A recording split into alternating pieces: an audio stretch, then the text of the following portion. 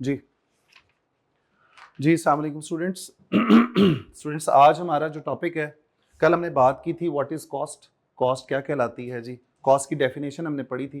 क्या थी जी definition cost की? ऐसा खर्चा जो किसी प्रोडक्ट, किसी ऑर्गेनाइजेशन, किसी डिपार्टमेंट या किसी बिजनेस को चलाने के लिए आता है, उसे कॉस्ट कहते किसी भी प्रोडक्ट को या किसी भी सर्विसेज को प्रोवाइड करने में, या आपका जो खर्चा है किसी ऑर्गेनाइजेशन को चलाने में, या आपका जो खर्चा आता है किसी डिपार्टमेंट को रन करने में या किसी डिवीजन को मैनेज करने में, उसको हम क्या बोलेंगे? कॉस्ट बोलेंगे। ठीक है, तो उसके अंदर हमने बात की थी प्रोडक्ट्स की, उसके बाद हमने बात की थी सर्विसेज की। प्रोडक्ट्स के फीचर्स क्या होते हैं? प्रोडक्ट्स जो हैं वो टेंजिबल होती हैं। प्रोडक्ट्स जो होती हैं वो क्या होती हैं? उसका एक स्टैंडर्ड होता है, उसका same size, length, height, weight, everything would be the same. इसी तरह उसको स्टोर किया जा सकता है, आज आप बना सकते हैं, उसको बाद में यूज कर सकते हैं, दैट इज ठीक है जी। उसके बाद प्रोडक्ट्स की जो है वो ऑनरशिप ट्रांसफर हो सकती है। सर्विसेज इंटेंजिबल होती हैं, सर्विसेज की ऑनरशिप ट्रांसफर नहीं होती, सर्विसेज का स्टैंडर्ड सेम नहीं होता और आप उसको बाद में यूज नहीं कर सकते, साथ साथ यूज कर रहे होते हैं, राइट। अच्छा जी, आज हम बात करने लगे हैं कि what is a cost classification. देखो स्टूडेंट्स, क्लासिफिकेशन का मतलब क्या होता है? ग्रुप करना। जैसे कि इस क्लास को मैं क्लासिफाई कर देता हूं दो हिस्सों में, दो ग्रुप्स में। मैं ये कहता हूं कि जी फीमेल स्टूडेंट्स जो हैं उनका एक अलग से ग्रुप होगा और जो मेल स्टूडेंट्स हैं उनका अलग से ग्रुप होगा। ग्रुपिंग ऐसे भी की जा सकती है कि हम ये कह सकते हैं कि जी जो इंटेलिजेंट स्टूडेंट्स हैं उनका अलग से ग्रुप बना दें और जो नॉन इंटेलिजेंट स्टूडेंट्स हैं उनका अलग से ग्रुप बना दिया जाए। इसी तरह हम ये कह सकते हैं कि जी जो साइंस स्टूडेंट्स हैं वो अलग बैठेंगे और जो आर्ट्स बैकग्राउंड के स्टूडेंट्स हैं वो अलग बैठेंगे। तो ये भी एक ग्रुपिंग हो सकती है। अब ग्रुपिंग करने का मकसद क्या हो सकता है? हमें क्यों ग्रुप करने की जरूरत पड़ेगी? Why to group, why to classify. अभी मैं कॉस्ट क्लासिफिकेशन की तरफ नहीं आया, मैं सिर्फ आपको अभी वर्ड सिखा रहा हूं क्लासिफिकेशन का, ग्रुपिंग का। क्लासिफिकेशन इसलिए की जाती है बच्चों के हम ताकि इजीली आइडेंटिफाई कर सकें कि कौन से लोग किस ग्रुप से बिलोंग करते हैं, किस क्लासिफिकेशन से बिलोंग करते हैं। जैसे कि अगर मैंने इंटेलिजेंट स्टूडेंट्स को एड्रेस करना है या मैंने उनको फोकस करना है तो मैं उनकी तरफ तवज्जो दूंगा, मैं उस ग्रुप के ऊपर फोकस करूंगा, राइट। अगर मैंने नॉन इंटेलिजेंट स्टूडेंट्स की बात करनी है ताकि वो जरा उनको ज्यादा टाइम दिया जा सके तो मैं इजीली आइडेंटिफाई कर लूंगा कि यार ये ग्रुप मेरे पास जो नॉन इंटेलिजेंट स्टूडेंट्स का बैठा हुआ है, मैंने उसको ज्यादा टाइम अलाउ करना है। यहां पे हम बात करने लगे कॉस्ट क्लासिफिकेशन की। देखो स्टूडेंट्स, बहुत सारी कॉस्ट लग रही होती है किसी भी ऑर्गेनाइजेशन में, किसी भी बिजनेस में। चाहे अब अगर आप बात करें नेस्ले की, तो नेस्ले जो कंपनी है बहुत बड़ी कंपनी है। मैं यहां पे कोशिश करूंगा आपको मल्टीनेशनल कंपनीज की एग्जांपल दूं। रीजन बिहाइंड इज कि हम चूंकि यूके का सिलेबस पढ़ रहे हैं, ग्लोबल सिलेबस पढ़ रहे हैं, तो हमारे लिए local examples probably fit in नहीं होंगी हमारी डिस्कशन के अंदर। तो हमें चूंकि कल को इंशाल्लाह ताला we can be working for the multinational company इंशाल्लाह ताला, अल्लाह ताला ने चाहा जरूर। तो लिहाजा हमें थोड़ा सा आइडिया होना चाहिए कि मल्टीनेशनल कंपनीज कैसे काम करती हैं और उनकी क्या क्या प्रोडक्ट्स और उनके, कल हमने बात इस बारे में की थी बाय द वे। अब देखें, अगर मल्टीनेशनल कंपनी है, नेस्ले है या यूनिलीवर है, बहुत सारी प्रोडक्ट्स हैं उनकी और उनकी बहुत सारी ब्रांचेस हैं डिफरेंट मुल्कों के अंदर भी, राइट। कुछ ब्रांचेस आपको नजर आएंगी थोड़े लेवल पे, छोटे लेवल पे काम कर रही हैं, कुछ बड़े लेवल पे काम कर रहे हैं, बहुत सारे ऑफिसेज होंगे उनके, राइट। बहुत बड़ा स्ट्रक्चर है नेस्ले का। तो लिहाजा जैसे जैसे ऑर्गेनाइजेशन ग्रो करती है, बड़ी होती है, उसकी ब्रांचेस, उसकी प्रोडक्ट्स ज्यादा होती हैं, तो उनकी जो कॉस्ट होती है वो भी ज्यादा होती हैं, ठीक है। इसी तरह अगर हम बात करें टोयोटा की, टोयोटा गाड़ियां बनाती है और एक गाड़ी को बनाने की डिफरेंट तरह की कॉस्ट लग रही होती है। अगर हम इस प्रोडक्ट की बात करें तो लिहाजा कौन कौन सी कॉस्ट लग रही होंगे? इंजन की कॉस्ट लग रही होगी, आपके ग्लास की कॉस्ट लग रही होगी, टायर्स की, स्ट्रक्चर की, राइट। इसी तरह आपके जो उसके अंदर पार्ट्स लग रहे हैं, लेदर कवर्स लग रहे हैं या सीट कवर्स हैं या सीट्स हैं, सो दीज ऑल बेसिकली जब भी हम उस गाड़ी को बना रहे होंगे तो हमारी कॉस्ट लग रही होंगी, राइट। तो जब बहुत सारी प्रोडक्ट्स होती हैं, बहुत सारे डिपार्टमेंट्स होंगे। अब नेस्ले के बहुत सारे डिपार्टमेंट्स हैं, एचआर डिपार्टमेंट है, आईटी है, अकाउंट्स है, फाइनेंस है, टैक्स है, बहुत सारे डिपार्टमेंट्स हैं, प्रोडक्शन है। तो लिहाजा cost will not be the small, cost will be beggars. ठीक है जी, ज्यादा भी होंगी और बहुत डिफरेंट टाइप्स की भी हो रही होंगी। तो लिहाजा हमें कई दफा ये प्रॉब्लम आ जाती है कि हमें ये नहीं पता चल रहा होता कि कौन सी कॉस्ट कहां पे लग रही है और उसको कैसे कंट्रोल किया जाए, कैसे मैनेज किया जाए। तो हमें क्या करना पड़ता है, अपनी कॉस्ट को डिफरेंट ग्रुप्स में डिवाइड करना पड़ता है ताकि हम इजीली आइडेंटिफाई कर सकें कि क्या ये जो कॉस्ट है ये डिपार्टमेंट की लग रही है, क्या ये बनाने से रिलेटेड है, क्या ये मार्केटिंग से रिलेटेड है, क्या ये आईटी से रिलेटेड है, क्या ये एचआर से रिलेटेड है, या क्या ये आपकी डिस्ट्रीब्यूशन की कॉस्ट है, या ये पैकिंग की कॉस्ट है, या प्रोडक्शन की है, या नहीं प्रोडक्शन बनाने की नहीं है, कॉस्ट बनाने प्रोड्यूस करने की कॉस्ट नहीं है, राइट। तो लिहाजा ये ऐसा ही है कि आपको मैं ये समझाने की कोशिश इस तरह भी कर सकता हूं कि एज्यूमिंग कि यार आपके घर पे एक कैबिनेट है, राइट, वार्डरोब है, ये वार्डरोब है जी आपके पास। अब इस वार्डरोब के अंदर आपके डिफरेंट सेगमेंट्स होते हैं, डिफरेंट आपके जो शेल्फ्स बनी होती, राइट। अब फॉर एग्जाम्पल इस शेल्फ के अंदर लेट सपोज कि इसी शेल्फ में आप अपने सारे कपड़े रख देते हैं, आप अपने जूते भी इसमें रख दें, आप अपने जो है ट्राउजर्स भी इसमें रख दें, शर्ट्स भी इसमें रख दें, टाइज भी इसमें रख दें, कफलिंग्स भी इसमें रख दें, तो क्या होगा, आपको ये सुबह सुबह आपकी वालदा अक्सर आपको पेश आउट कर रही होती है ना, या आप उन पे पूछ रहे होते हो नाश्ता करते हैं कि मेरी ये फलानी चीज नहीं मिल रही, तो वालदा आपको किचन से बता रही होती है बेटा इस खाने में देखो, मैंने इस खाने में रखा होगा। होता है कि नहीं होता, होता है ना।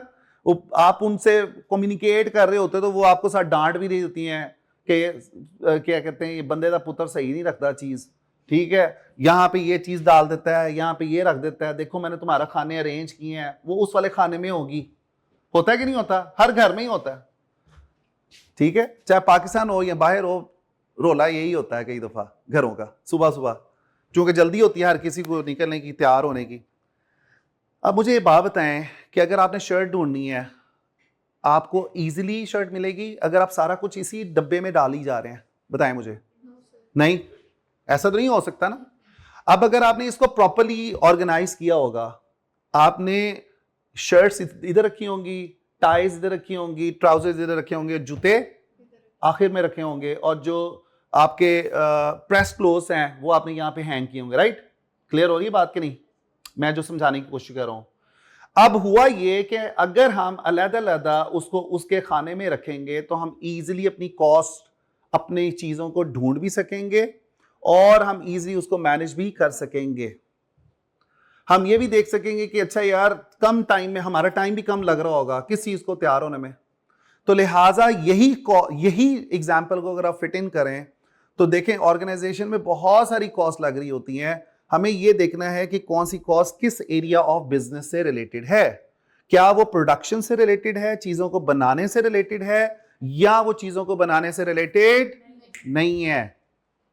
जैसे मार्केटिंग की कॉस्ट है, वो बनाने से रिलेटेड तो नहीं लग रही, वो तो एडवर्टीजमेंट आप कर रहे हो, बड़े बड़े बिल बोर्ड नहीं लगे होते रोड साइड्स पे, वो क्या है, वो एडवर्टीजमेंट की कॉस्ट है। इसका मतलब सारी एडवर्टीजमेंट कॉस्ट इस खाने में जाएंगी।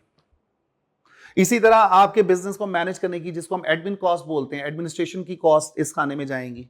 प्रोडक्शन की कॉस्ट, ये सारी प्रोडक्शन की कॉस्ट है, बड़ी सारी कॉस्ट प्रोडक्शन की कॉस्ट है। यहाँ पे चीजों को बनाने की कॉस्ट है, पैकिंग की कॉस्ट है, यानी कि उसका सारा काम प्रोडक्शन के हवाले से है। आर यू गेटिंग मी और नॉट?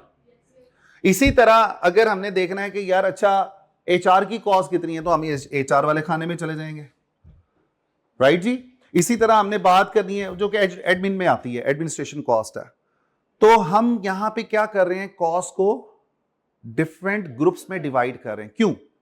कि हमने कल को अगर कॉस्ट को मैनेज करना है, कंट्रोल करना है, तो हम क्या करेंगे, हम उसी कॉस्ट को देखेंगे कि यार जो जिसको हमने कंट्रोल करना है। अब सारी खिचड़ी तो नहीं मची हुई ना, अब हमने उसको प्रॉपर्ली क्या किया, एलोकेट कर दिया, डिवाइड कर दिया कि यार ये कॉस्ट इससे रिलेटेड है।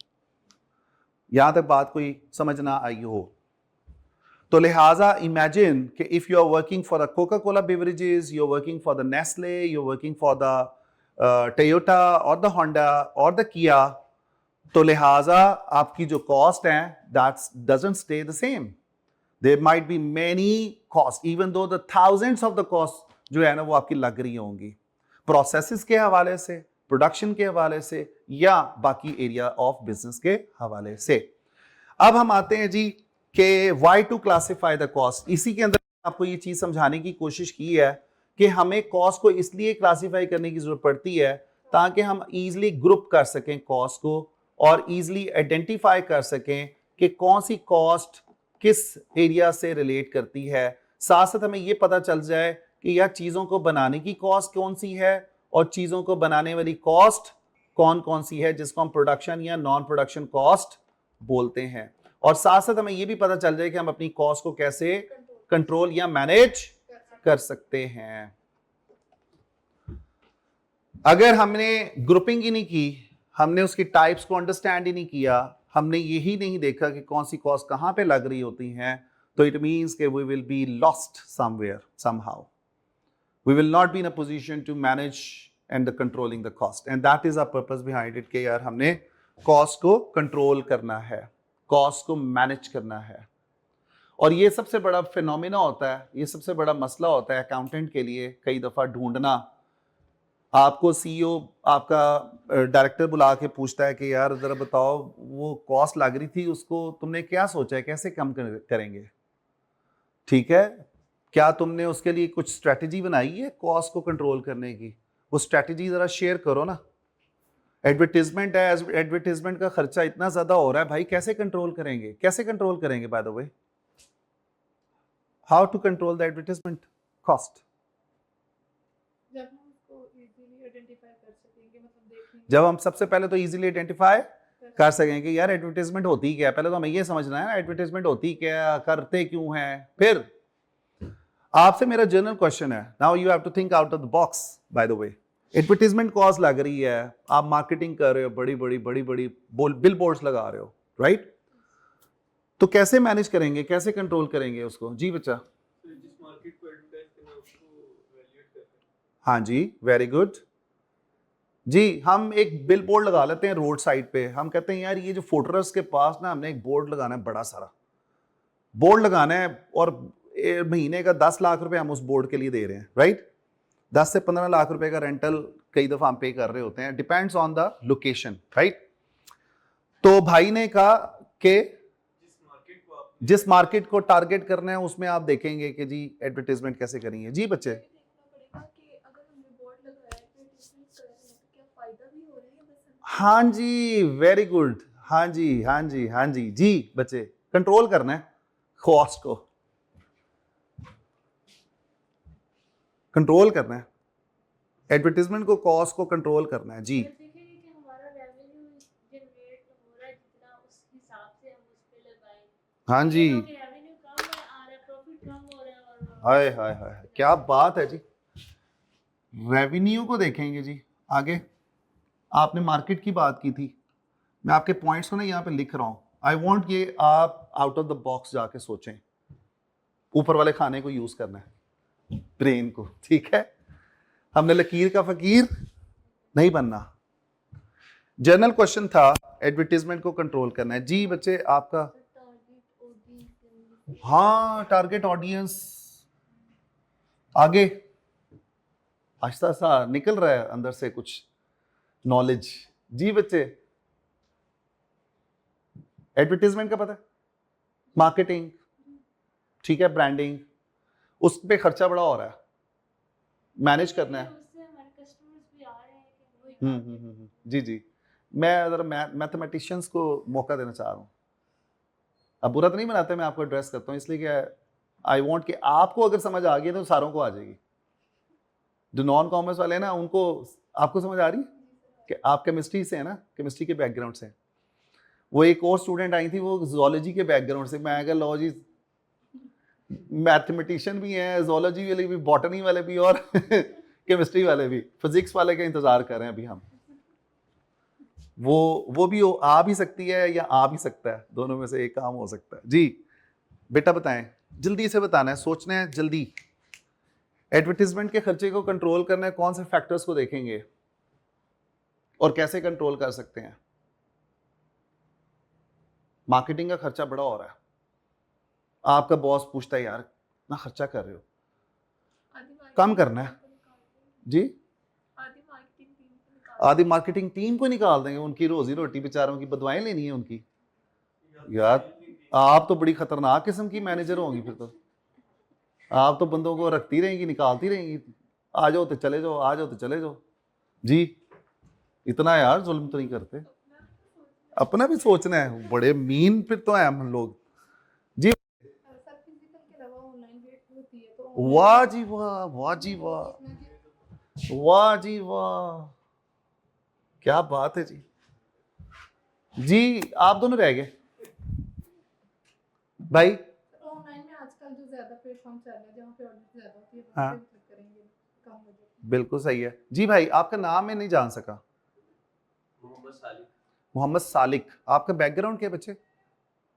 फिजियोथेरेपी। ओ माशाल्लाह यार, माशाल्लाह यार, जरूरत पड़ जाती है कभी कभी, क्रैम्प्स पड़ते हैं बहुत ज्यादा। बुरा तो नहीं बनाया आपने? वैसे आपके ना काफी पेशेंट्स मैं ढूंढ दूंगा, आजकल वैसे मौसम भी है। जी यही यार, आपने अपनी एडवर्टीजमेंट नहीं की फिजियोथेरेपी की? करते हैं कि नहीं?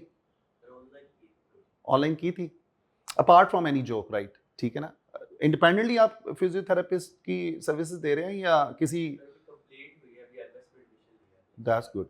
तो इसका ताल्लुक कैसे, कुछ रिलेशनशिप कैसे बना?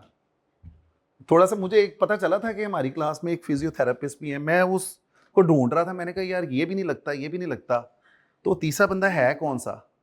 मुझे सुहेब ने बताया था, मिस सर सुहेब ने। तो ये मैंने कहा सर सर्विसेज लेना शुरू किए हैं कि नहीं? चले कोई नहीं, it's a different combination bye the way. ठीक है, आपके ज़हन में क्या आती है, कैसे एडवर्टीजमेंट को कंट्रोल करेंगे या किन फैक्टर्स को पहले देखेंगे जिससे हमें कंट्रोल करने में आसानी हो जाएगी? हम ज़्यादा टाइम नहीं लगाएंगे इस पर, लेकिन आप लोगों ने बहुत अच्छा जो है फीडबैक दिया है, रिस्पॉन्स बहुत अच्छा है जी, और टाइमिंग भी बहुत अच्छी है जी। आपके ज़हन में कुछ आ रहा है? ऑनलाइन जी, ऑनलाइन ये लिख दिया। आपके भाई यही आ रहे थे और कुछ नहीं? तो थोड़ा डिफरेंट सोचना चाहिए यार, एक जैसी भेड़ चाल में नहीं चलना चाहिए, थोड़ा सा डिफरेंट कुछ ऐसा करो, थोड़ा डिफरेंट हो।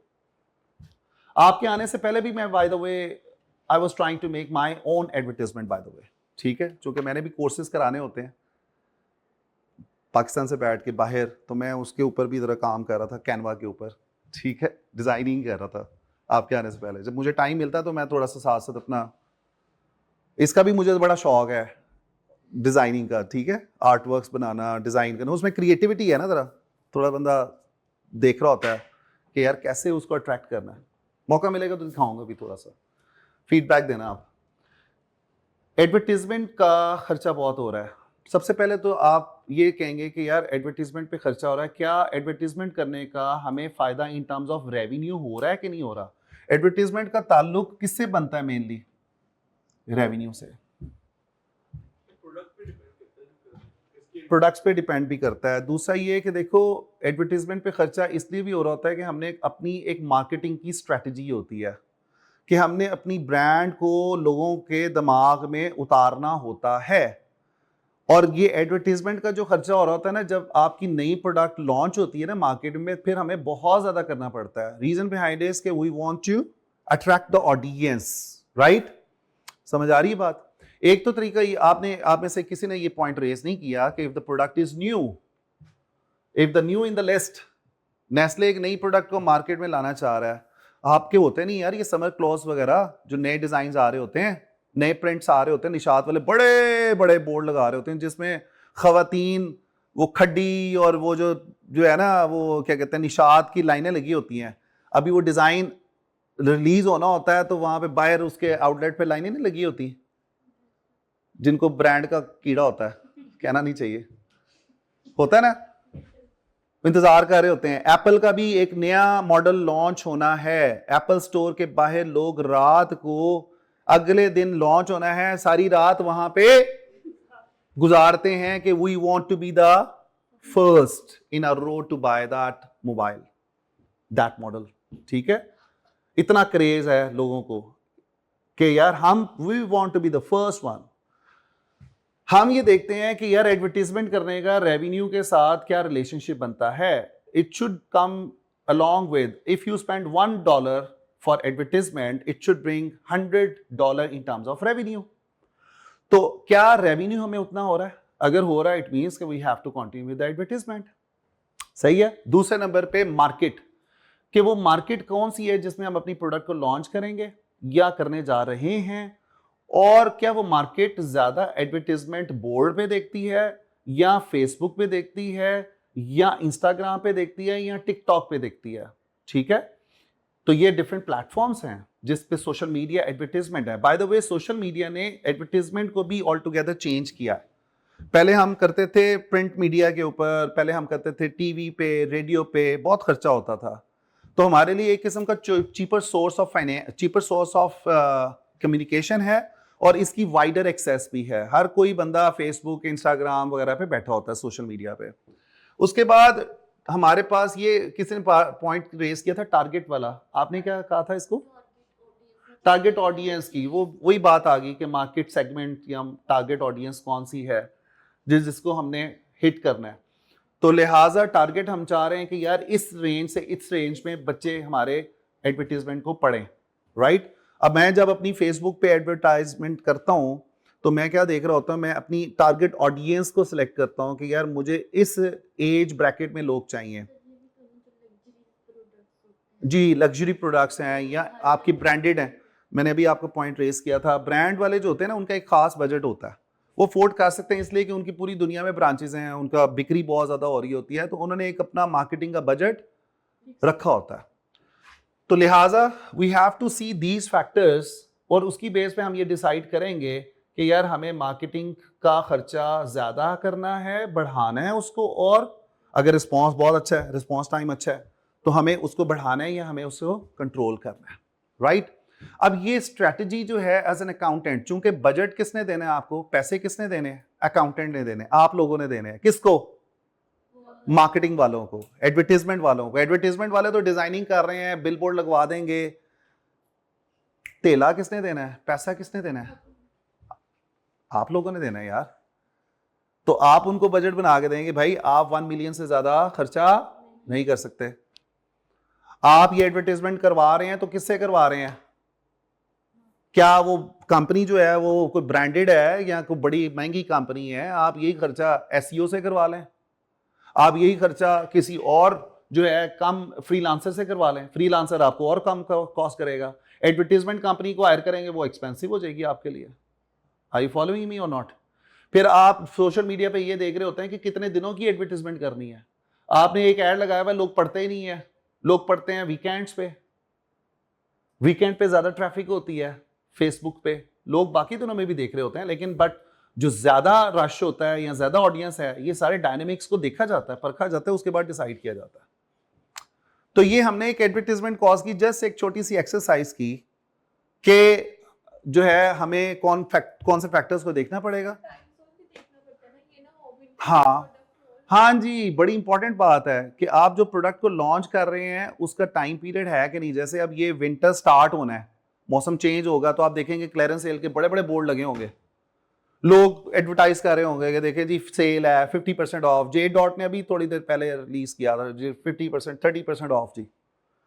अब उनको पता है कि यार लोग अब ट्रांजिशन फेज में हैं, समर से विंटर की तरफ जाएंगे आहिस्ता आहिस्ता, मौसम चेंज होगा तो हमारी बिक्री पे हमारे जो है वो, और उससे साथ साथ एक और भी बड़ी इंपॉर्टेंट बात है कि हमारा जो स्टॉक होगा उसको भी हम निकाल देंगे, पुराना स्टॉक निकालने के लिए भी। राइट। तो इससे हमने बड़ा कुछ सीखा कि नहीं सीखा? कुछ सीखा इस एक्सरसाइज से? समझ आई कि नहीं आई? अब आपने कल को इन पैरामीटर्स को देखना है एज एन अकाउंटेंट। आपकी सोच ऐसी होनी चाहिए। अब आपके अपने आप को अपने स्टैंडर्ड को थोड़ा सा इन्हांस करना है। हम लकीर के फकीर नहीं बन रहे, हम गधे घोड़ों की तरह यहाँ पे नहीं बैठे हुए कि अच्छा यार ये किताब में लिखा होता है 100% ऐसे ही होगा। किताब हमें नॉलेज दे रही है, लेकिन ये जो डिस्कशंस हैं इससे हमें नॉलेज बहुत सीखने को मिलता है। राइट। चलें आगे। नेक्स्ट है जी हमारे सामने बात, वो है जी अब हम अपनी कॉस्ट को क्लासिफाई कैसे करेंगे, ग्रुपिंग कैसे करेंगे। उसके लिए स्टूडेंट्स हमारे पास डिफरेंट वेज हैं क्लासिफाई करने के, कॉस्ट को ग्रुप करने के। एक क्लासिफिकेशन है जिसको हम बोलते हैं bye elements and by nature classification. एक क्लासिफिकेशन है जिसको हम बोलते हैं बाय बिहेवियर, और तीसरी मेन क्लासिफिकेशन है जो है बाय फंक्शन। अच्छा, अभी ये जो एरिया है इसको अभी आप छोड़ दें, ये चूंकि हम आगे चल के बात करेंगे। हम बात करने लगे हैं bye elements and by nature classification की। बाय एलिमेंट्स में स्टूडेंट्स हमारे पास ये बाय एलिमेंट्स की क्लासिफिकेशन है। कौन सी है बच्चों? बाय एलिमेंट्स की। बाय एलिमेंट्स में हम ये कहते हैं कि हमारी प्रोडक्ट के हवाले से या सर्विसेज के हवाले से, जब हम प्रोडक्ट या सर्विसेज को बनाते हैं, हमारी 3 तरह की कॉस्ट लगती हैं। कितनी तरह की? 3 तरह की। पहली कॉस्ट का नाम क्या है? मटेरियल की कॉस्ट। इसके साथ मैंने कॉस्ट का वर्ड नहीं लिखा हुआ, लेकिन चूंकि हम कॉस्ट की बात करें तो ये मटेरियल कॉस्ट है। मटेरियल्स कॉस्ट कर लें या मटेरियल कॉस्ट कर लें, मटेरियल। दूसरी कॉस्ट कौन सी है? लेबर की कॉस्ट। और तीसरी कॉस्ट कौन सी है? एक्सपेंसेस। ठीक है, इसका दूसरा नाम भी एक्सपेंसेस का ओवरहेड्स भी बोल लेते हैं इसको कभी कभी। क्या बोलते हैं जी? ओवरहेड्स। अब मटेरियल की कॉस्ट क्या होती है, लेबर की और एक्सपेंसेस की, इसको हम डिस्कस करते हैं। चूंकि जगह थोड़ी है तो मैं इसको यहां पे आपको लिख के समझाता हूं। हम एक जूता बना रहे हैं जी, शू बना रहे हैं, और हमारी कंपनी है बाटा। बाटा लोकल कंपनी है जी? हाँ, बाटा ब्रांड कंपनी लोकल है या बाहर की है? लोकल कंपनी है, बाहर की कंपनी है? पाकिस्तानी है जी बच्चे? लोकल है जी? जी लोकल है। आप भी जवाब बता देना, अभी तक आप कंफ्यूज हैं। लोकल है, इंटरनेशनल है? बता दें। इंटरनेशनल जी बच्चे? इंटरनेशनल है, लोकल है, इंटरनेशनल है। मैं जब पाकिस्तान में रहता था ना तो मैं समझता बाटा पाकिस्तानी है। मैं जब गया बाहर किसी मॉल में गया तो मैंने देखा बाटा, मैं गया पाकिस्तानी तरक्की कर ली है। पाकिस्तान को हम अंडर एस्टिमेट करते रहे। पाकिस्तान की तो प्रोडक्ट पूरी दुनिया में जाती हैं। और बाद में मुझे पता चला, मैंने कहा यार ये फ्रेंच कंपनी है। ठीक है, बाटा सर्विस पाकिस्तान की है। अब बाटा कंपनी जो है उसका एक लेदर हैंड बैग है, राइट? कौन सा बैग है? Leather hand bag. Hand bags यहाँ पे तो आपको शायद कम कम नजर आते हैं स्टोर्स पे, लेकिन बाहर की दुनिया में आपको इनके लेदर बेल्ट्स मिल जाती हैं, leather shoes, leather hand bags, और बहुत सारी एक्सेसरीज, बहुत सारी प्रोडक्ट्स आपको नजर आएंगी। एंड बहुत एक्सपेंसिव, ठीक है, अच्छी खासी एक्सपेंसिव। और पाकिस्तान का लेदर यहीं से बन के जूता बाहर भी जाता है, ठीक है, और बहुत महंगा बिकता है। तो कहने का मतलब ये है कि यार एक प्रोडक्ट है बाटा की प्रोडक्ट है, उसको यहां पे हम ये कह रहे हैं शू है रादर देन के लेदर हैंड बैग। ठीक है, थोड़ा चेंज कर रहा हूं, लेदर का शू है। अब हमने इस प्रोडक्ट को बनाना है। लेदर के शू को बनाने की कॉस्ट लग रही होगी, एग्रीड और नॉट? लग रही होगी। अब मटेरियल की कॉस्ट, मटेरियल का मतलब सबसे पहले तो ये होता है कंपोनेंट्स, पार्ट्स। जैसे आप बिरयानी बनाते हैं, इंग्रेडिएंट यूज करते हैं ना, वो भी मटेरियल लगा रहे होते हैं उसमें, ठीक है, मटेरियल लग रहा होता है ना। अब जिस प्रोडक्ट पे आप बैठे हुए हैं इस वक्त टेबल पे, इस पे भी कुछ मटेरियल लगा हुआ है कि नहीं लगा हुआ? कौन सा मटेरियल लगा हुआ है? कपड़ा लगा हुआ है, वुड है, और फोम है, आयरन है, मटेरियल लगा हुआ है ना, किसी मटेरियल से बनी है ना चीज। तो प्रोडक्ट को बनाने में कोई ना कोई मटेरियल इस्तेमाल हो रहा है। शू को बनाने में कौन सा मटेरियल लगा? Leather, glue. सबसे पहले तो आप मटेरियल कॉस्ट निकालनी है तो पहले क्या सोचेंगे? मटेरियल। मटेरियल क्या लग रहा है? शू बनाने में क्या मटेरियल लग रहा है भाई? लेदर। उसके बाद ग्लू, उसके बाद लेसेस, उसके बाद उसका सोल जो है, जिसको सॉरी सॉइल बोल दिए, सोल, और उसके बाद नेल्स, उसके बाद टैग, ठीक है, पॉलिश, उसके बाद मटेरियल ये भी है, पैकिंग मटेरियल भी लग रहा है कुछ, उसको पैक भी करना है। और जो बना रहा है उसकी बना अभी बनाने पे आते हैं, अभी हम सिर्फ बात करें मटेरियल की। मटेरियल क्या हुआ, यहां पे लिस्ट कर लेते हैं जी। मटेरियल क्या लग रहा है? मटेरियल लग रहा जी, एक बच्चे ने बताया जी शू पॉलिश, शू पॉलिश, ठीक है, पॉलिश किया आपने उसको। सेकेंड इज लेसेस, लेसेस के स्पेलिंग यही होंगे शायद। अच्छा आगे लेदर, उसी से तो बन रहा है।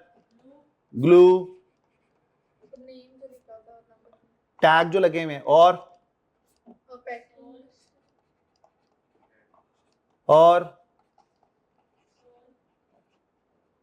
सोल और नेल्स, राइट, लग रहे हैं? इससे रिलेटेड जो भी कॉस्ट होगी उसको क्या बोलेंगे? Material cost. अब ये मेरी इसके साथ मैं कॉस्ट का वर्ड ऐड कर दूं, शू की शू पॉलिश की कॉस्ट, लेदर की कॉस्ट, ग्लू की कॉस्ट, सोल की कॉस्ट, ये सारी मटेरियल कॉस्ट में जाएंगी। अब मटेरियल की कॉस्ट में मैं कोई एडवर्टाइजमेंट को डाल रहा हूं? ये वो कॉस्ट लग रही है जो एक शू को बनाने में लग रही है भाई, शू को बनाने में, प्रोडक्शन करने में लग रही है, चीज को बनाने में लग रही है। ये नहीं लगाएंगे तो जूता बनेगा नहीं, नेल्स नहीं लगाएंगे जूता नहीं बनेगा, थ्रेड नहीं लगाएंगे, स्टिच भी तो करना ना जूते को, क्या नहीं करना? फोम भी लगाना है बीच में, पॉलिश भी करना है उसको ऊपर से, और पैकिंग भी करनी है। अब पैकिंग कई दफा जरूरी होती है, कई दफा जरूरी नहीं भी होती, अब हम उसकी बाद में बात करेंगे। अब देखो जूता बनाना है, को बनाने वाला भी बंदा चाहिए कि नहीं? बनाना है ना, जूता बनाना है, बनाने वाला बंदा जो है उसको यहां पे हम बोलेंगे labour, labour workers, agreed? Worker चाहिए कि नहीं? क्या बोलते हैं उसको जो बनाता है? कॉबलर, जूता बनाने वाले को शू मेकर, एग्रीड? अब लेबर चाहिए हमें इसको बनाने के लिए। वर्कर्स जो हैं मुफ्त तो काम नहीं करेंगे, तो कहेंगे सर आप पैसे देंगे तो हम जूता बनाएंगे, ऐसे थोड़ी बना देंगे। अब दो तरह के वर्कर्स होते हैं, वैसे समझ लें। अभी एक वर्कर होता है जिसको बोलते हैं डायरेक्ट वर्कर, डायरेक्ट वर्कर भी होते हैं और इनडायरेक्ट वर्कर भी होते हैं। डायरेक्ट वर्कर वो होते हैं जो डायरेक्टली चीजों को बनाने में इन्वॉल्व होते हैं। मैं आपके साथ डायरेक्टली इन्वॉल्व हूं, मैं आपको डायरेक्ट टीच कर रहा हूं, हमारे दरमियान में और बंदा तो कोई नहीं है ना कि मैं पहले उसको पढ़ाऊं वो फिर आपको आप पढ़ाए, तो मैं डायरेक्ट वर्कर हूं। I am directly dealing with you, I am directly involve in making the product. कुछ ऐसे वर्कर भी होते हैं जो डायरेक्टली इन्वॉल्व नहीं होते, like the supervisors, like the managers, like the CEO, like the directors, they are not directly involved into the making of the product. उसको हम इनडायरेक्ट वर्कर बोलते हैं। अब वर्कर्स को यूजुअली हम दो तरीकों से पेमेंट करते हैं, एक सैलरी है और एक वेजेस है। या हम उनको वेजेस की फॉर्म में देंगे या सैलरीज की फॉर्म में देंगे। ये वर्ड कभी सुना था? वेजेस एंड सैलरीज, क्या फर्क होता है, कोई बताएगा? हाँ जी, वेरी गुड। वेजेस आपके पर मंथ भी हो सकते हैं, पर डे भी हो सकते हैं, पर आवर भी हो सकते हैं, पर प्रोडक्ट भी हो सकते हैं। फिर वेजेस आपके बाहर के मुल्क में पर आवरली पे किया जाता है, आपको 1 घंटे का बस एक रेट आपको दिया जाता है कि भाई आप 1 घंटा काम करेंगे आपको ये रेट मिलेगा। सैलरीज क्या होती हैं? सैलरीज फिक्स्ड होती हैं, हर महीने एक वर्कर है। मैं यहाँ पे जॉब करता हूँ। अब जैसे दो तरह के टीचर्स होते हैं, लेक्चरर्स होते हैं हमारे प्रोफेशन में, अकाउंटेंसी के। कुछ लेक्चरर्स होते हैं जो विजिटिंग बेसिस पे होते हैं, यानी कि डेली जितना वो पढ़ाएंगे उनको उसके हवाले से उनको पेमेंट कर दी जाए। अब कुछ ऐसे लेक्चरर्स हैं जो परमानेंट होते हैं, यानी कि उनकी परमानेंट एक कॉन्ट्रैक्ट होता है कंपनी के साथ, कॉलेज के साथ, कि जी आप सुबह से लेके इतने बजे तक पढ़ाएंगे तो आपको हम ये सैलरी पैकेज ऑफर करेंगे। ठीक है, दोनों सूरतों में अल्हम्दुलिल्लाह लेक्चरर्स अच्छा कमाते हैं जो हमारे फील्ड के हैं, चार्टर्ड अकाउंटेंट्स हैं, because they are the industry professionals, they are the well qualified people, so they get a good package, right. इसमें दूसरी राय नहीं होनी चाहिए कि आप ये समझने बैठ जाओ, कैलकुलेट करने बैठ जाएं कि सर कितना कमाते हैं लेकिन अच्छा ही कमाते हैं अल्हम्दुलिल्लाह।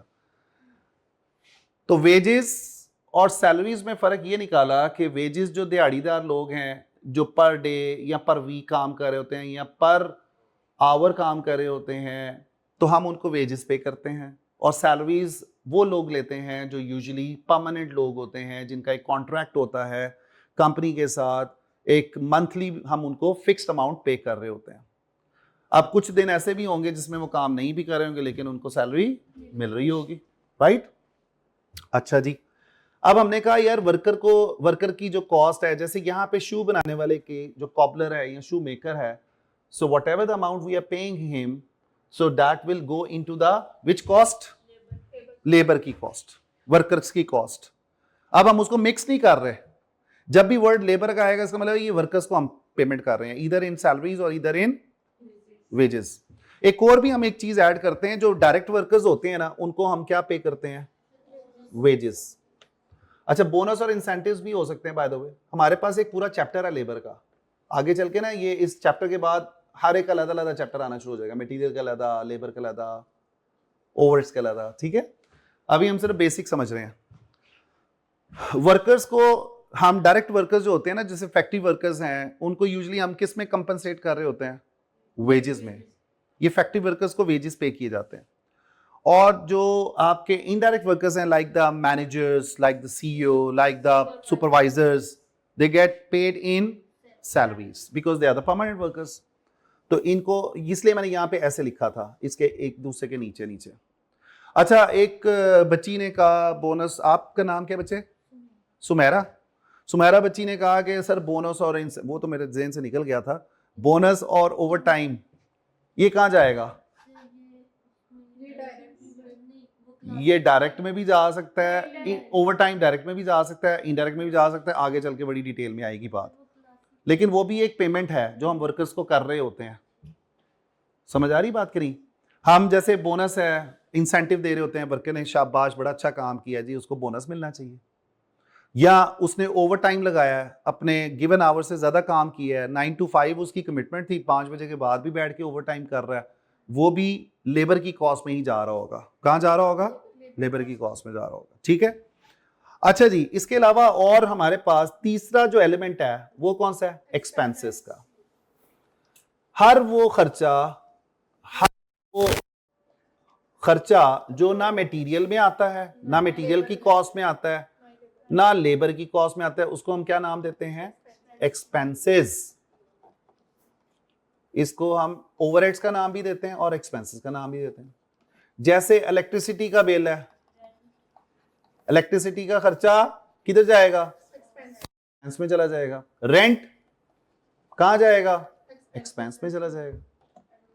एडवर्टीजमेंट, वेरी गुड जी, एडवर्टीजमेंट एक्सपेंस में चला जाएगा। और ट्रांसपोर्टेशन आपका एक्सपेंस में चला जाएगा। उसके बाद टैक्सेस, कुछ टैक्सेस वगैरह गवर्नमेंट को देने पड़ते हैं, एक्सपेंस में चला जाएगा। और like expense is also a depreciation, building की डेप्रिसिएशन है या मशीनरी की डेप्रिसिएशन है, ठीक है।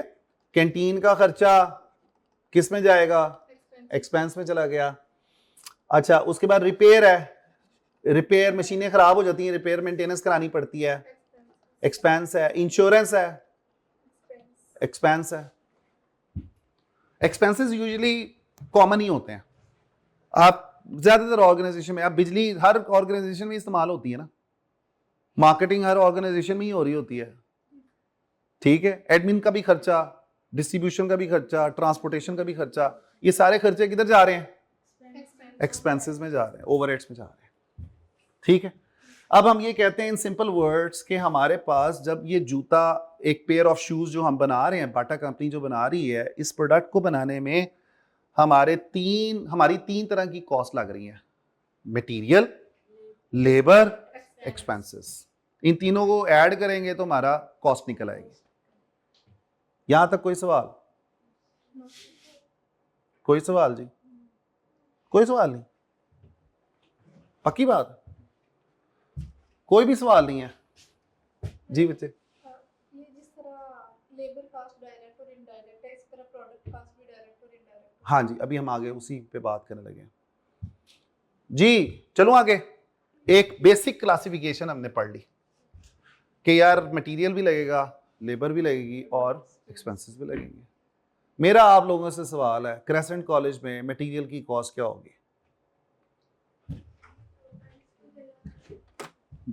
किधर गया डस्टूर? ये सोचें और बताएं, मटेरियल की कॉस्ट ढूंढ रही है क्रेसेंट कॉलेज की।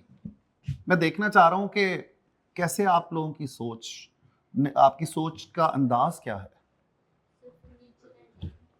जरा लिख लें सोच के जल्दी से, 2 मिनट हैं आपके पास। अगर आप तीनों की लिख सकते हैं तो तीनों के लिए बड़ी अच्छी बात हो जाएगी। मटेरियल कॉस्ट ढूंढ लें, लेबर की कॉस्ट ढूंढ लें और एक्सपेंसेस ढूंढ लें, लेकिन होनी रेलिवेंट टू द क्रेसेंट होनी चाहिए, इधर उधर की बात नहीं करनी। हाँ जी, लिस्ट कर लेना। ऐसे मैं आपको ऐसे बताता हूँ, ऐसे करना, हेडिंग दे देना मटेरियल कॉस्ट, फिर बुलेट्स लिख लें, फिर लेबर की कॉस्ट। सोचने आपने,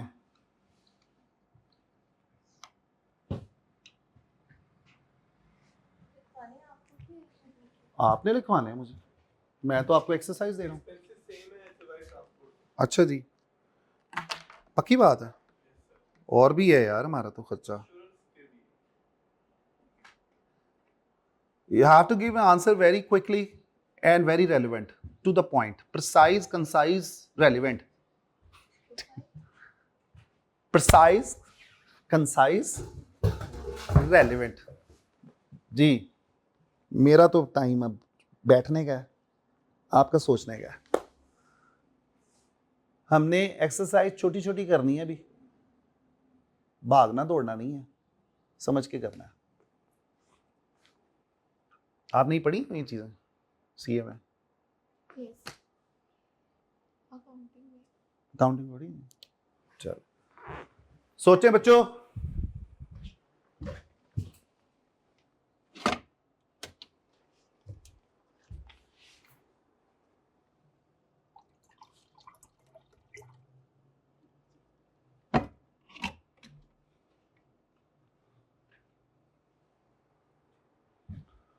दो मिनट होने वाले हैं, लिखे ना? हाँ जी लिखे, फिर मुझे बताना है, आपने सोचना है, लिखना है और फिर बताना है। मैंने 1 बाय 1 आपसे पूछना है।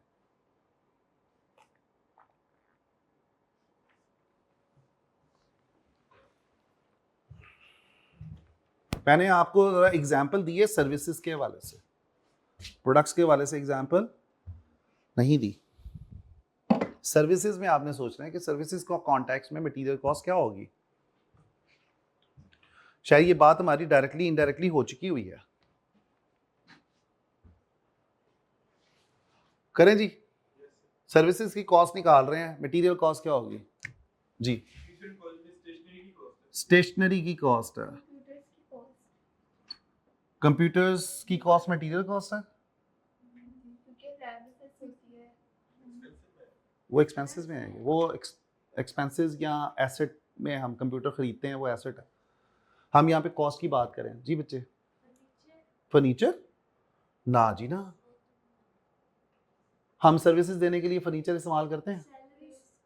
नहीं नहीं नहीं, जल्दबाजी नहीं करनी, सोच के आंसर देना है। मैंने ये कहा ना, प्रिसाइज, कंसाइज, रेलिवेंट।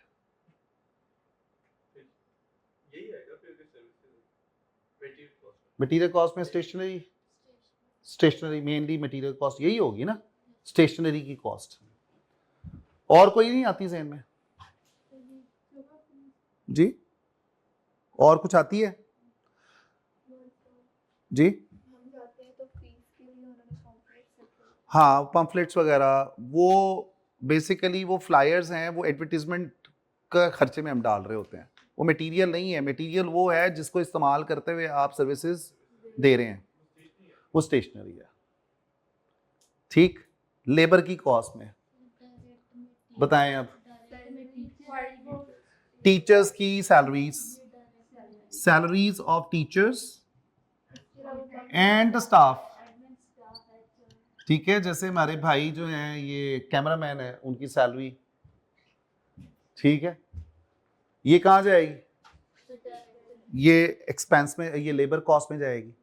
ठीक है, जो हेल्पर्स हैं जो आपके इलेक्ट्रिशियंस हैं उनकी सैलरीज, उनकी वेजेस, क्लीनर्स, राइट जी, टीचर्स की, स्टाफ की, वो सारा खर्चा लेबर की कॉस्ट है। उसके बाद एक्सपेंसेस में क्या आ गया? इलेक्ट्रिसिटी, रेंट, डेप्रिसिएशन, उसके बाद इंटरनेट का बिल, टेलीफोन, इंटरनेट, ठीक है ना, इंटरनेट को टेलीफोन में डाल रहे होते हैं, furniture, repair and maintenance, repair and maintenance.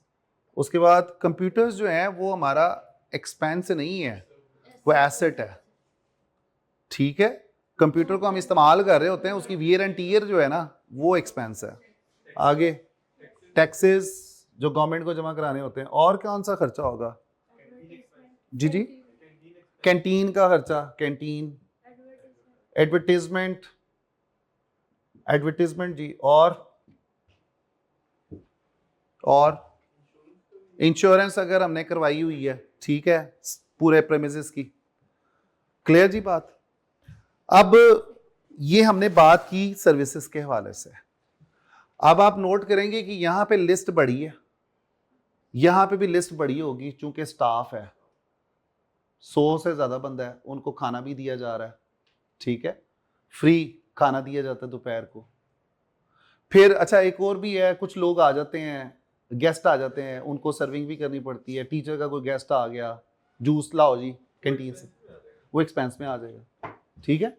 Entertainment expenses बोल देते हैं उसको, क्या बोलते हैं? Entertainment expenses. ये लिस्ट हो गई लेबर की कॉस्ट की, ये लिस्ट हो गई मटेरियल की। यहां पे मटेरियल कॉस्ट है लेकिन ना होने के बराबर है। अब तो हम यहाँ पे इलेक्ट्रॉनिक बोर्ड और प्रोजेक्टर वगैरह यूज कर रहे होते हैं, तो हमारी मटेरियल कॉस्ट, स्टेशनरी की, नोट्स हम देते नहीं है, इलेक्ट्रॉनिक नोट्स भेज देते हैं, सॉफ्ट फॉर्म में भेज देते हैं, ठीक है, तो वो हमारा खर्चा कम है। तो मटेरियल की कॉस्ट कम होगी सर्विसेज में, मैंने पहले भी बात की थी। लेबर की कॉस्ट ज्यादा होती है, चूंकि कॉलेज किसकी बेस पे चल रहा है? टीचर्स की बेस पे चल रहा है, मेन टीचर्स की वजह से आ रहे हैं ना आप यहाँ पे। बुक शॉप, शॉप या बुक शॉप का खर्चा, बुक शॉप का खर्चा वो स्टेशनरी है, ठीक है। अब हम बात करें यहाँ पे, अब देखें लिस्ट कितनी बड़ी है ओवरहेड्स की, तो लिहाजा किसी भी कॉलेज की जो मेन कॉस्ट है वो या लेबर होगी या उसके ओवरहेड्स होंगे। अनलेस एंड अनटिल आप उसकी फीस पैकेज में बुक्स और स्टेशनरी को ऐड कर दें तो वो मटेरियल कॉस्ट बन जाएगी। समझ आ रही है बात कि नहीं? तो अब हमने एस्टिमेट कर लिया, सोचा कि यार ये मटेरियल कॉस्ट हो सकती है, ये लेबर की कॉस्ट हो सकती है। यहाँ पे ना कोई पैकिंग हो रही है, प्रोडक्ट तो हम बना नहीं रहे, सर्विसेज हैं, ठीक है जी, क्लियर होगी बात। अब मुझे एक बात बताएं कि you are running the PC hotel, right? कौन सा होटल रन कर रहे हैं? पीसी होटल रन कर रहे हैं। पीसी होटल जो है वो क्या करता है? प्रोडक्ट दे रहा है या सर्विसेज दे रहा है? सर्विसेज दे रहा है, ठीक है। तो होटल की मटेरियल कॉस्ट क्या होगी? होटल की मटेरियल कॉस्ट क्या होगी?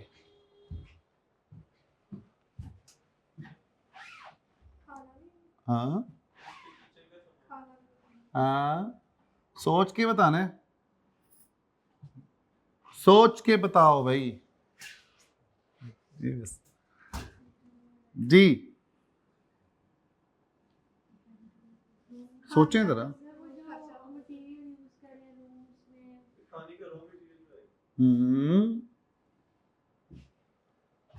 सर्विसेज तो वो खाने के लिए दे रहे हैं ना, तो खाना दे रहे हैं लोगों होटल है, वहां पे आप क्या करते हो? खाना खाने जाते हो या रहते भी हो? स्टे करते हो ना?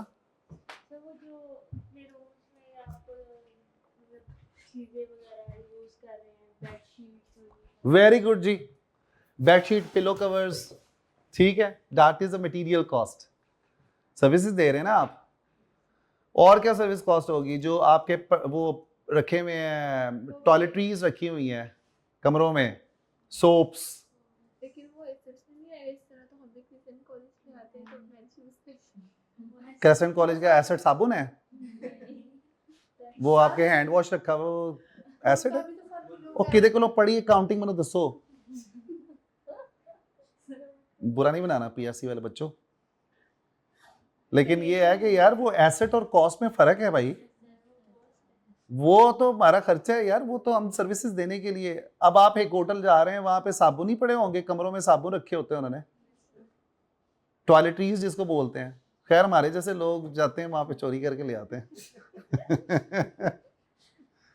क्योंकि उसके ऊपर पीसी लिखा होता है ठीक है एमिरेट्स में मैं ट्रैवल करता था ना तो वहाँ पे जब आप जाते हैं टॉयलेट में तो everything will be very organised you know के शैम्पू भी पड़े हुए हैं और सारा कुछ पड़ा हुआ है दुबई से लाहौर वाली फ़्लाइट की बात कर रहा हूँ ठीक है अब आपको पाकिस्तानी ट्रैवल कर रहे हैं तो पाकिस्तानी ट्रैवल कर रहे हैं तो भाई जो पहले वॉशरूम गया जिसने पहले टॉयलेट यूज़ किया उसके बाद जो अगला आने वाला है उसको साबुन नहीं मिलेगा पैसे पूरे कर ठीक है वो पैसे पूरे अब उसके ऊपर एमिरेट्स लिखा हुआ है we feel privilege even though the people don't leave the tissue papers जिसके ऊपर क्या लगा हुआ है पीसी का मोनोग्राम बना हुआ है वाई कि यार मैंने कल को दिखाना है अपने दोस्त मैंने पीसी में रह के आया हूं आप एक रात वहां पे गुजार लेंगे ना आपने यहां पे मैं कहता हूं लाखों को बताना है कि यार मैं रह के आया हूं भूरबन पीसी भूरबन आपके मुंह से पीसी भूरबन निकलना ही नहीं है वो डिपेंड आपके अपने ऊपर भी करता है कि आप अपनी ब्रांडिंग कैसे करते हैं तो हमारी ब्रांडिंग यहाँ पे चल रही होती है अब वो जो टिश्यू पेपर्स हैं टॉयलेटरीज हैं that comes under what material cost bed sheets pillow covers material cost में आएंगे क्योंकि बेड शीट आपके ये जो टॉवल्स हैं जो यूज़ किए जाते हैं वो मटेरियल कॉस्ट है वो आपके कुछ अरसे बाद आप उसको फेंक देते हैं कई ऐसे होते हैं जो डिस्पोजेबल होते हैं वैसे उनको बार बार खरीदने पड़ते हैं इसलिए कि लोग ले जाते हैं साथ वहाँ पे शूज़ भी जो है वो टॉवल शूज़ होते हैं आपके जो आप करके वो उसको लेके ना बाथ लेके पहनते हैं गाउन भी आपने देखा होगा टॉयलेट वो जो गाउन होता है वो भी लोग ले जाते हैं साथ ठीक है अब वो उनका एसेट नहीं है वो उनको पता है कि यार ये मटेरियल है भाई जिस बंदे ने होटल का लाख रुपया देना है उसने ये मटेरियल इस्तेमाल करना है पानी की कॉम्प्लीमेंट्री बॉटल्स होती हैं आपके रूम में कॉम्प्लीमेंट्री क्या कहते हैं वो होता है जब आपका कोई कपल जाता है ना पीसी में क्योंकि मैं अपने एक्सपीरियंस की बात कर रहा हूँ तो जब मैं गया था अपनी वाइफ के साथ तो उन्होंने हमें सर्व किया था जी केक दिया था बुके दिया था फ्लावर्स का कि दैट इज कॉम्प्लीमेंट्री गिफ्ट्स और some accessories that they are providing to you that comes under what material cost are you getting me फिर लेबर की कॉस्ट तो कॉमन ही होगी जो वेटर्स हैं वेट्रेसेस हैं those who are serving you the manager standing on the reception welcomes you ठीक है sorry कुक्स जो हैं सिक्योरिटी गार्ड हैं उनकी कॉस्ट लेबर कॉस्ट एक्सपेंसेस में उनके प्लांट की मेंटेनेंस है मशीनरी की मेंटेनेंस है फिर उसके बाद रिपेयर्स ये वो सारी चीज़ें अच्छा एक वर्ड मैंने यहाँ पे बोला रिपेयर एंड मेंटेनेंस को बता सकते हैं फ़र्क दोनों में मेंटेनेंस जो हम करवाते हैं कि ये चीज़ हर थोड़े टाइम पीरियड के बाद चलती रहे ज़रा चलती रहे डेली बोर्ड वगैरह साफ करना ये सारा ये क्या है रिपेयर है ये मेंटेनेंस है मेंटेनेंस है और रिपेयर में यूज दोबारा चीज़ खराब है जी आपका क्या ख्याल है केमिस्ट्री वाले बच्चे मेंटेनेंस तो डेली बेस पे हमने देखे तो और जो चीज डेली एक- बेस पे की जाए वो मेंटेनेंस में आती है और जो मतलब कभी कभार कोई चीज फिट ठीक नहीं से चेंज करके वो रिपेयर किया आप एसी को डेली क्या करते हैं रिपेयर करते हैं मेंटेनेंस करते हैं मेंटेनेंस करते हैं डेली या वीकली मेंटेनेंस ही कर रही होते हैं डेली तो नहीं वीकली इसका जो फिल्टर्स हैं उसको साफ कर रहे होते हैं वो क्या है मेंटेनेंस है अगर इसकी गैस निकल जाती है वो रिपेयर है जिससे यूजफुल है उससे मेरा आपसे सवाल है कि whether the repair and maintenance cost would be at a higher level higher cost होगी for the PC hotel or it will be the smaller amount cost इसकी बड़ी होगी कम होगी क्या ख्याल है इस बारे में चीजों पर डिपेंड करता है चीज़ों पे डिपेंड करता है मतलब कि मेंटेनेंस कौन तो सी हाई होगी हाई होगी यस सर रिपेयर कॉस्ट भी होगी, तो उस मशीनरी पे रिलेटिवली ज़्यादा होगी। जी बेटा, यही जी बच्चे, यही है। Don't copy paste, try to be different. Control C control V वाला काम नहीं कर रहा है। जी बेटा, आप भी बोला करो कुछ। मैथ्स वाले तो बड़ा टॉकेटिव होते हैं, वो तो अपने फार्मूले झाड़ते रहते हैं। आप क्यों नहीं बोलते इतना? बोलना पड़ेगा। जी बताएं। अब आप, आपसे मैंने अब सवाल ज़्यादा किया करने, आपको बुलवाना है इसलिए कि ज़रूरी है बच्चे, इंटरेक्शन ज़रूरी है। ये प्रोफेशनल जितना आप देखें, ये चीज़ें मुझे किताब में नहीं लिखी होंगी आपको पीसी होटल के बारे में, लेकिन आपको प्रैक्टिकली पूछी जाती हैं। आपको ये जो सिनेरियोस पीएम में आएंगे ना, ये इसी तरह के घुमा के पूछेगा आपसे, क्या करेंगे आप वहां पे बैठ के। Interaction is very important. It's not like academic qualification. Academic कुछ और है, प्रोफेशनल कुछ और है। और एक मैं बात अक्सर करता हूँ बच्चियों से कि you have to be brave enough. आंखों में आंखें डाल के बात किया करें। वो एक होता है डेकोरम, होता है कल्चर, होता है अपने घर का भी होता है, लेकिन मैं ऑफ द रिकॉर्ड बात कर रहा हूँ। You have to be very brave, very strong. You are gonna be professional women, professional accountant. Under you, probably you will have around 10 or 20 people working under you.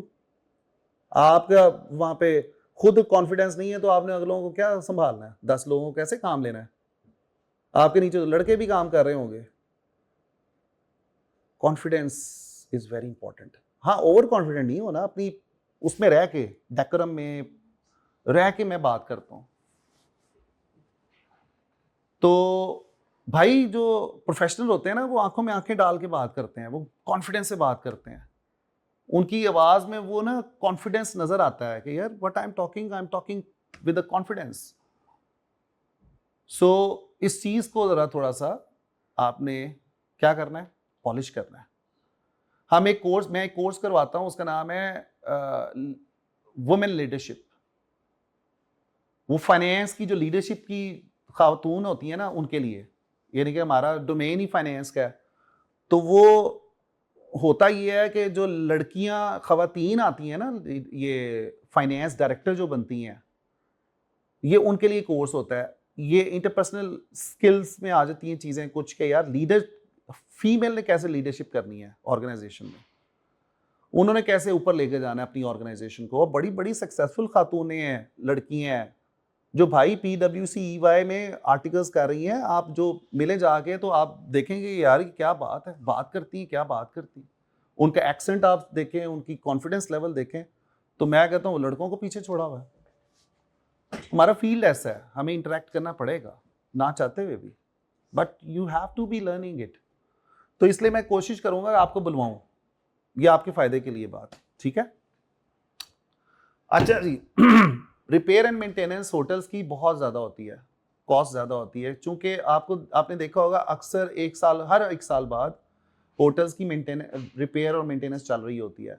चूंकि उन्होंने interior decoration को change करना होता है, उन्होंने paint नहीं करवाने होते हैं, रूम की कॉन्टीन्यूसली रिपेयर मेंटेनेंस चल रही होती है, और इसी वजह से होटल बिक जाते हैं, चूंकि उनकी रिपेयर एंड मेंटेनेंस का खर्चा बहुत ज़्यादा होता है। समझ आ रही है बात कि नहीं?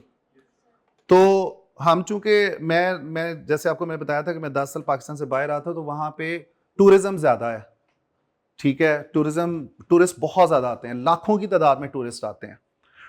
तो उनका है ही बेसिकली डेस्टिनेशन ही टूरिज्म का है, उनका मेन इंडस्ट्री टूरिज्म की है। तो बाबा वहाँ पे जो क्या कहते हैं होटल्स हैं, वो कोई खरीद रहा होता था, कोई बेच रहा होता था। तो हमें इस चीज़ का पता होना चाहिए एज अ फाइनेंस प्रोफेशनल्स के, यार वो किस वजह से खरीदा जा रहा होता है और किस वजह से अब वो जो सी साइड पे है, सी फेसिंग होटल्स हैं, that would have better value definitely. C view है भाई, सही है।